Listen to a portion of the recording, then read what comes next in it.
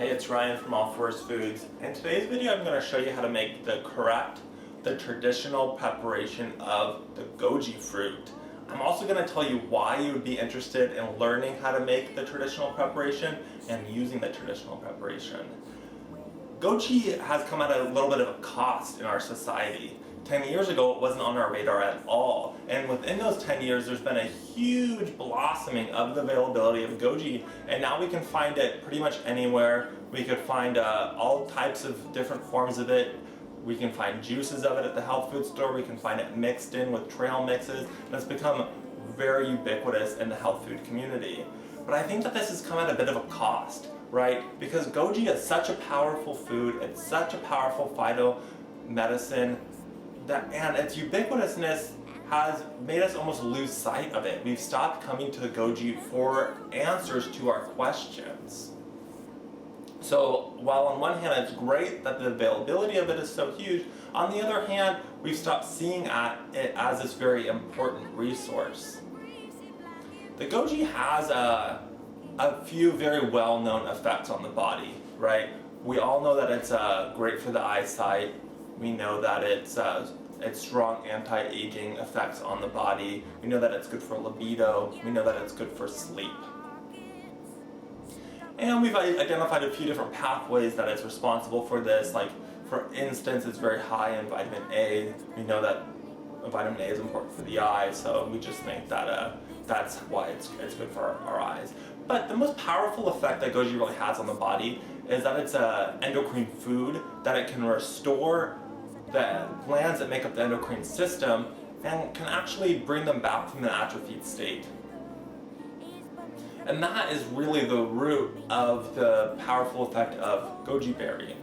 It's not so much these individual concepts that we see about, it has these different polysaccharides, it has these different vitamins, maybe minerals. It's that it's restoring proper endocrine functioning and even bringing back an atrophied gland to normal process.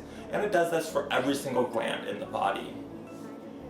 In the West, we think of different anti-aging substances as being like, oh, well, this is good for anti-aging, or this is good for longevity, resveratrol is great, coenzyme Q10 is great, goji fits right into this pattern.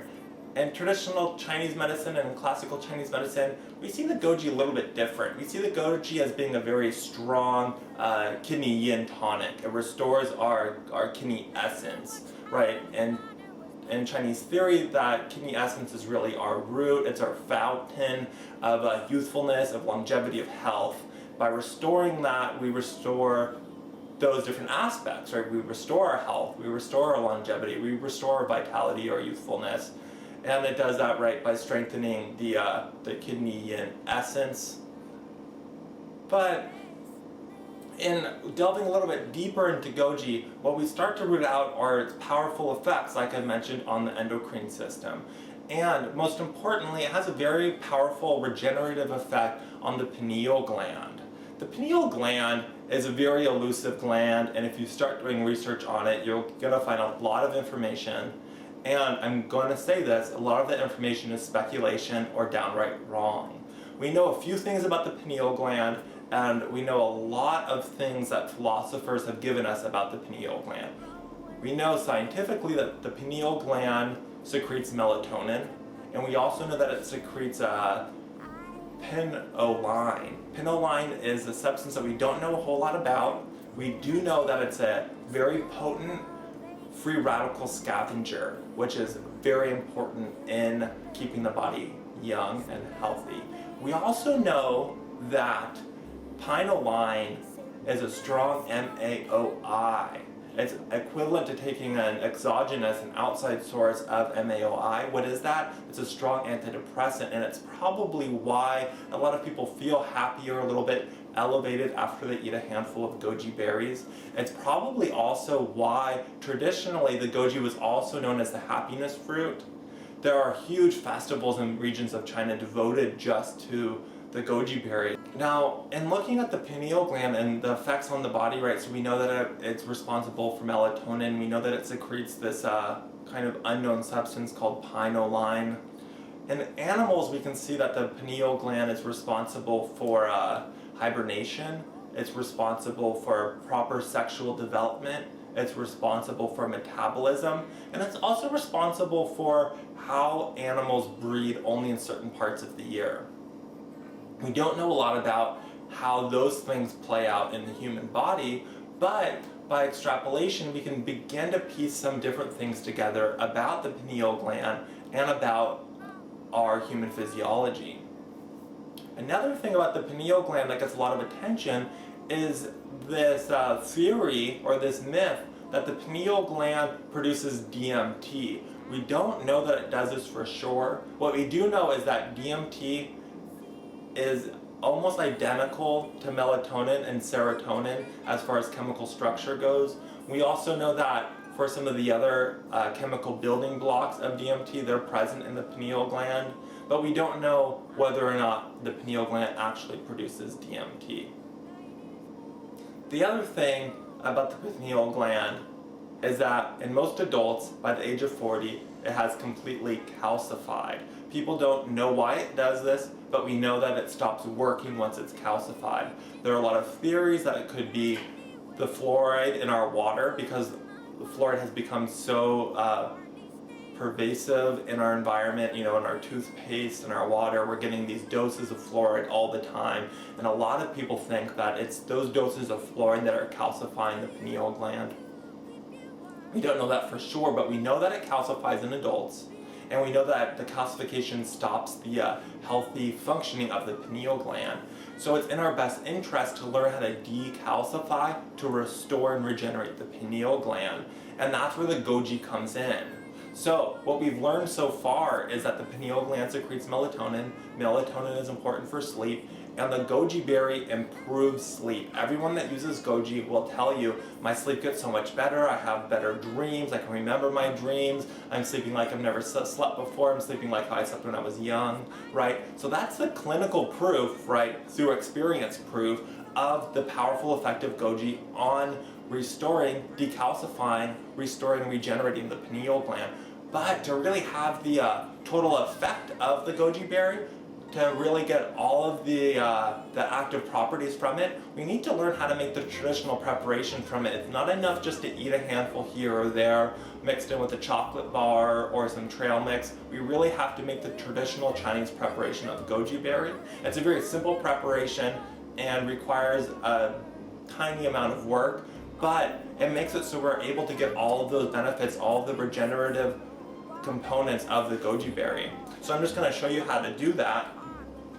It's very simple. You want to make an herbal extract. For anyone that's very familiar with Chinese herbal medicine, they're going to already know how to make these extracts. Basically, you just add a certain amount of herbs with a certain amount of water, and then you bring that up to a simmer for 30 minutes, you strain out the herbs, and then you drink that tea over a few day period. So when we're making the Goji extract, we're going to use 8 ounces of filtered water or spring water. If you're using a filtered water, you want to make sure that it's a filter that can remove fluoride, right? Because the science is almost conclusive that fluoride promotes the calcification of the pineal gland. When we're looking at detoxifying the pineal gland, removing the calcium from it, of restoring its youthfulness, of restoring its healthy functioning, right? We don't want to be adding more fluoride to our bodies, better safe than sorry. So you want to use a spring water or water that's unfiltered. You want to use 8 cups, that's 1 quart.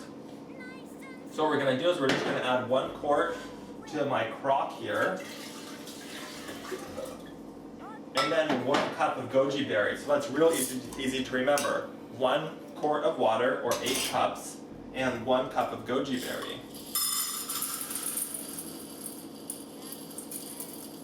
And this makes enough for 4 days of extract. You want to bring this up to a boil, turn it down to a simmer, and then let it simmer for 30 minutes. After those 30 minutes are up, you can strain it, and then you can toss out those Goji berries or eat them. Either way, it doesn't matter. And then drink this over 4 days. Just kind of divide it into 4 parts. Pour a fourth of it into a cup, drink that today. Tomorrow, drink another one of those fourths. The following day, drink another one of those fourths. And then on the fourth day, drink the rest of it that you have. Take one day off, take the fifth day off, and then start this process over again. You're going to see immediate benefits, but when you're looking at the endocrine system, you're really looking at long-term benefits that take a while. So you might want to be doing this for a month before you really start noticing the deeper effects. Right? When we're thinking about longevity, when we're thinking about our health in terms of the endocrine system it's really a root structure, and our experience here is kind of the fruit or the flower of the plant, right? If that root structure is ripped out, if it dies, that's our endocrine system, right, getting ripped out or dying, and then the effects are going to be a little bit slower on us. But the goji berry is very strong, and then it has this restorative power for the endocrine system and can restore that root system, right? And it can even bring it back if it's already dead, but that takes time. It takes time to regrow those roots, and it takes time for the health of those roots to mirror their effects in our experience, right? So you're gonna see some immediate benefits, like if you eat a handful of gojis. You might remember the first time that you had goji, you might have been overwhelmed with this kind of euphoric feeling. I certainly remember that almost a decade ago. And you're gonna get that again using this traditional extract. Remember, this is the correct way to prepare goji. And that's only gonna be magnified over time. So start with 4 days, take 1 day off, do another 4 days, and within a month you're gonna see some very real benefits. You're gonna start experiencing that decalcification of the pineal gland. For now, we're just gonna break, let this come up to a boil, and then simmer it for 30 minutes, and then I'll just show you real quickly how to strain it, what it's gonna look like, and then I'm gonna leave you to do it for yourself. Alright, so it's been about a half an hour, which means we can go ahead and turn off our extraction. Now remember, you want to bring this up to a full boil and then turn it down to a simmer. For me, that means turning my crock down to 2 and letting that extract for 30 minutes. It's important that you let it extract for that full 30 minutes, because that, of course, is the traditional way to do it. And it's the way that you're going to guarantee that you get all of those properties for the goji berry that we're talking about strengthening, about it feeding the endocrine system, about it decalcifying our pineal gland. Now, when you want to strain this, you got to be careful because everything is very hot, right? Like I mentioned before, real quick, just to digress, like I mentioned before in other video casts, never, ever, ever use metal. Don't use stainless steel, don't use aluminum, don't use Teflon when you're making any type of herbal extract. That's because the metals can leach into what you are extracting, and then you end up with a bunch of toxins and something that you want to be good for you. So use glass or use crockery. Like I said, you can pick these up very, very cheap out of Asian markets. So these things are designed so you can just go ahead and strain your herbal decoction using the lid. You just tilt a little bit and pour it into something. So I'm just going to pour it into this mason jar so that it can cool, and that I'll be able to see how much I'm measuring it out. I'm going to drink, like I was saying, a quarter of it today, a quarter of it tomorrow, a quarter of it on the 3rd day, and then the rest of it, another quarter on the 4th day, take the 5th day off, and then I'll make it again. Okay, so I'm going to go ahead and strain it, even though I know you already know how to strain things, just because I want to show you a little bit of the color and all of that. So this is hot, there's a lot of steam coming out of this, so we've got to be careful.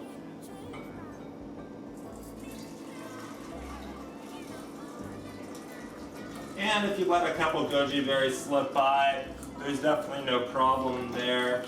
Like I said, you can eat these if you want. You can toss them. If you're gonna make something else with the goji berry right now, like a soup or rice congee. Rice congee is a very traditional way to incorporate goji berries into your diet. Now, when you're thinking about the goji as a phytomedicine, this is how you want to do it. But just for, integrating the goji into your daily diet, if you eat rice, if you make rice congees for breakfast, it's a very good way to do it. You could store these in the fridge and you could throw them into any kind of grain dish that you're eating. So that's just about it.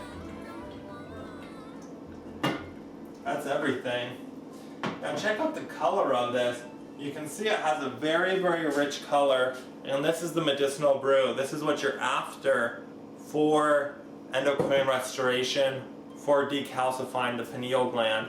I hope you found this informative, not just about the goji berry, although I want to ignite some of that passion about the goji berry, where we start looking for the goji berry for answers, not just about making this traditional extract, although I hope you did find it informative about that, because there isn't a lot of information about how to use gojis traditionally. But I hope you really found it informative to learn a little bit about the pineal gland, about some of the mystery that surrounds it, why we might be interested in increasing the pineal health and decalcifying it. So I hope that you start using this. This is a very powerful tonic for your endocrine system, for your overall health, for your mental health, right? Because we learned about the pineal line, which has a strong antidepressant qualities. And take this, small doses every single day. If you have any questions or comments, we'll get back to you. Just leave them here on the Facebook, and hope you are having a great day.